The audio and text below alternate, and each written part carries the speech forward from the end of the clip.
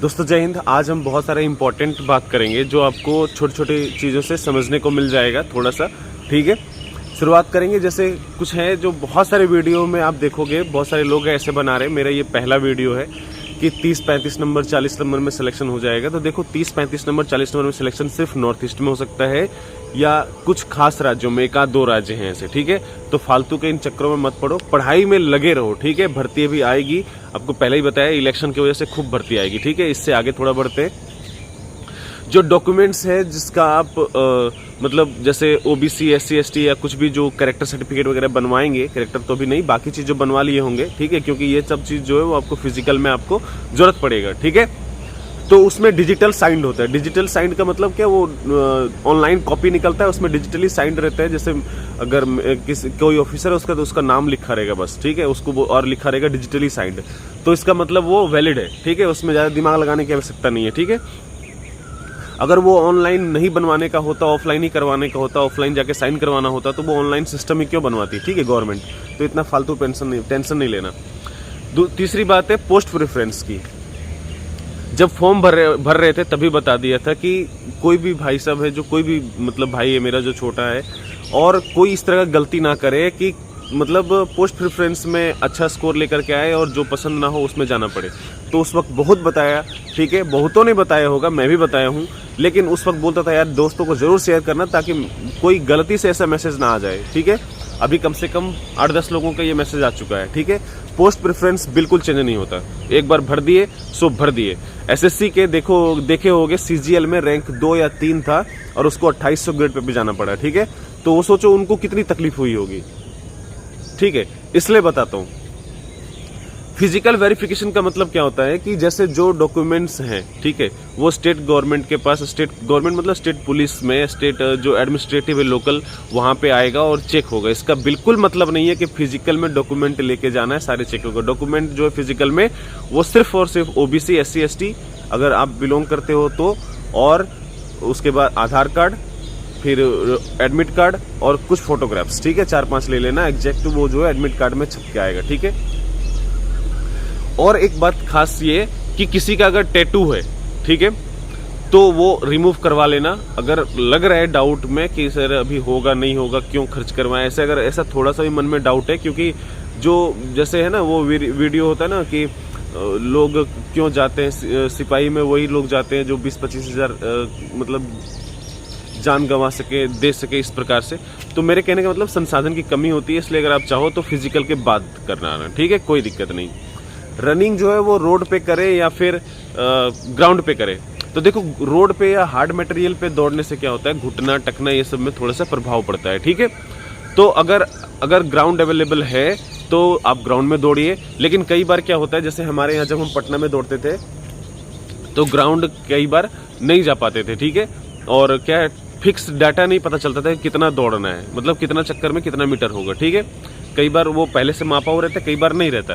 तो होता क्या है कि अगर आपको 1 किलोमीटर दौड़ना है, 1600 मीटर दौड़ना है, 3200 मीटर दौड़ना है, तो आप ट्रैक में दौड़ सकते हो रोड पे। ठीक है, तो महीने में, हफ्ते में, 15 दिन में अगर आप दौड़ रहे हो तो कोई दिक्कत नहीं है। डेली भी दौड़ सकते हो, जहां सुविधा नहीं है अब क्या करोगे, कोई उपाय नहीं है तो करना ही पड़ेगा। ठीक है, तो वहां पे आप कर सकते हो, लेकिन अगर ग्राउंड अवेलेबल है तो ग्राउंड में ही प्रैक्टिस करिए। ठीक है, ताकि हार्ड मटेरियल पे, रोड पे जो हार्ड है उस पे दौड़ने से क्या होता है, जो सॉकर है इस पे ना, सॉक एब्जॉर्बर जो हाथ मतलब पैर में जो है टकना और घुटना, उस पर ज्यादा प्रभाव पड़ता है। ठीक है, तो उससे आपको दर्द हो सकता है, लंबे समय तक तकलीफ देगा। ठीक है, इसलिए ग्राउंड पे दौड़ना सही रहेगा। ठीक है, मैंने पहले ही बताया टी-शर्ट जो है हाफ लेना।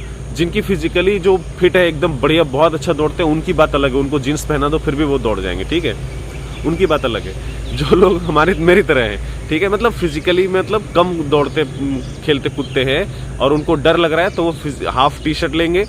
ठीक है, यहाँ तक वाली, और निक्कर लेना छोटा, और शूज से प्रैक्टिस करना, और रनिंग में जो है वो खाली पैर दौड़ना। ठीक है, अभी आगे बढ़ते हैं। टैटू का साइज अभी बताया मैंने कि एक नॉर्मल होती है छोटी सी, लेकिन वो परमिशेबल होता है, लेकिन इसके बारे में एग्जैक्ट जानकारी नहीं है, इसलिए फालतू में रिस्क नहीं लेना। ठीक है, नहीं तो रीमेडिकल भी दे सकते हैं और कई बार बाहर भी कर सकते हैं, इसलिए उसको रिस्क पे मत लेना।